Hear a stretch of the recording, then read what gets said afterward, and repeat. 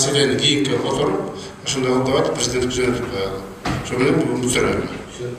Жогорку кеңештин депутаттарынын Бишкек мэринин милдетин аткаруучу Балбак Түлөбаевка акарат келтирип, кызматтан кетсин дегени коомчулукта кызуу талкуу жаратты. Балбак Түлөбаевдин парламенттеги тармактык комитеттин жыйынына келбей коюшу эл өкүлдөрүнүн ачуулануусуна себеп болгон. Мэр ушундай бизди игнорирует эткенин баарын эл билиш керек. Президент угуш керек.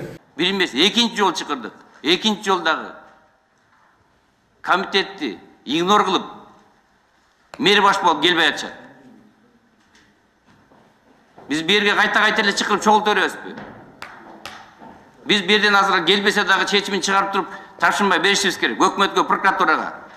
Балбак Түлөбаевдин минтип депутаттардын төп астысына калуусуна мэриянын шалаакылыгы себеп болгон. Буга чейин Бишкек архитектурасынын мамлекеттик курулуш агенттигине өткөрүп берүү тууралуу өкмөттүн токтому чыккан. Бирок ал токтомду мэрия аткарбай кечеңдетип жатканы айтылат. Андан тышкары мамлекеттик курулуш агенттигиндеги коррупциялык схемалардын айынан борбор калаада башаламандык жаралып жатканы айтылып келет. Алсак, жашылдандырууга арналган жерлерге кандайдыр бир табышмактуу жолдор менен көп кабаттуу турак жай салууга уруксаат берилип кеткен. Имараттар бири-бирине өтө жыш жайгашып, күндү тосуп калганын айтып, айрым көп кабаттуу турак үйлөрдүн тургундары арызданып келишет. Тармактагы коррупциянын айынан буга чейинки бир нече кала жетекчилери камакта жатат. Мына Бишкектин 4 мэри отуруп чыкты түрмөгө.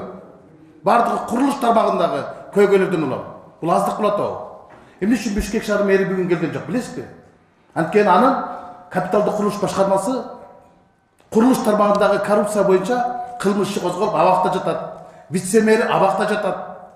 Башкы главный архитектор бүгүн каякта? Кылмыш козголуп жакын үйгө мана чыкты турабы?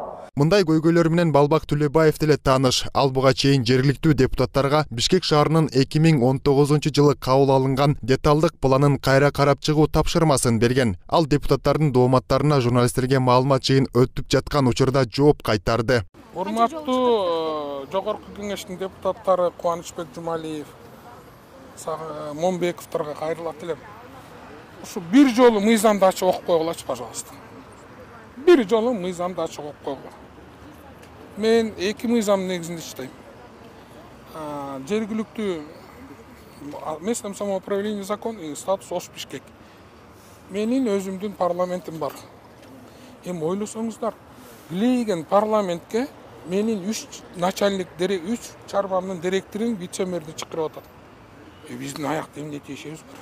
Бирок депутаттар акарат келтиргенин уккан коомчулуктун айрым бөлүгү Балбак Түлөбаевке жан тартып, депутаттардын өздөрүн кетсин деп жатышат. Ал эми мамлекеттик курулуш агенттиги болсо, сот процесси жүрүп жатканын шылтоо кылып, айтылып жаткан айыптоолор боюнча комментарий берүүдөн карманууда. Анан ошол азыр соттун немелери жүрүп атат, процесстери.